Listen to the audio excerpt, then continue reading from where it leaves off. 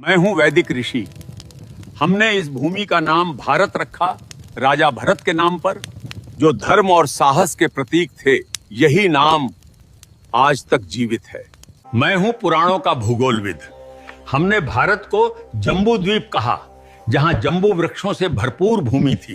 प्राचीन काल में पूरी धरती को इसी नाम से विभाजित किया जाता था। मैं हूं आर्य परंपरा का विद्वान। उत्तर से दक्षिण तक फैली इस भूमि को हमने आर्यावर्त कहा। यहाँ धर्म, ज्ञान और संस्कृति का वास था। मैं हूं फारसी यात्री। हमने सिंधु नदी को हिंद कहा और इस भूमि को हिंदुस्तान।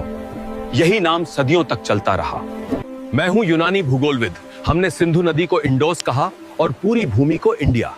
यही नाम ब्रिटिश काल में आधिकारिक बन गया। मैं हूं प्राचीन व्यापारी। भारत की सोने जैसी भूमि के कारण हमने इसे सुवर्ण भूमि कहा। सोने, मसालों और धन की धरती। मैं हूं अरबी नाविक। हमने इस धरती को अल हिंद कहा। सागर, मसाला, व्यापार और ज्ञान की भूमि। मैं हूं फारसी इतिहासकार। हमने इस देश को हिंद कहा, जो सिंधु नदी से निकला नाम है। मैं हूं पुराणों का कथावाचक। इस उपमहाद्वीप को हमने भरतखंड कहा, राजा भरत की विशाल भूमि। मैं हूं चीन का भिक्षु यात्री। हमने भारत को जिहोनगना कहा, ज्ञान और आध्यात्मिकता की भूमि के लिए। मैं हूं प्राचीन चीनी इतिहासकार। हमने भारत को यिंगतू कहा, महान धर्म, संस्कृति और व्यापार की भूमि। मैं हूं सुश्रुत 600 ईसा पूर्व का शल्य चिकित्सक। मैंने नाक, कान और त्वचा की सर्जरी विकसित की, जिसे आज प्लास्टिक सर्जरी कहा जाता है। मेरी पुस्तक सुश्रुत संहिता में 300 से अधिक शल्य तकनीकें लिखी हैं। यही भारत की सर्जरी परंपरा की नींव है। मैं हूं चरक आयुर्वेद का आचार्य। 100 ईसा पूर्व मैंने लिखा था कि बीमारी का इलाज सिर्फ दवा से नहीं होता है।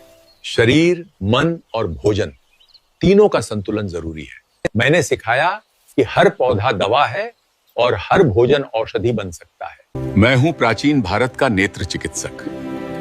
800 ईसा पूर्व हम मोतियाबिंद की सर्जरी करते थे। एक पतली सलाई से आंख की धुंधली परत हटाकर दृष्टि वापस लौटा देते थे। इस तकनीक ने हजारों लोगों की रोशनी बचाई। दुनिया में पहली कैटरैक्ट सर्जरी भारत की धरती पर हुई थी। मैं हूं कोणार्क का शिल्पकार। हमने सूर्य मंदिर को इस तरह बनाया कि हर पहिया एक सटीक घड़ी की तरह समय बताता है। आज भी सूरज की किरणें हर घंटे पर ठीक इसी कोण से गिरती हैं, बिना किसी आधुनिक गणना के। मैं हूं भारतीय वास्तुकार। हमने ऐसे भवन बनाए जहां हर दिशा, हर खिड़की ऊर्जा के अनुसार तय थी, बिना बिजली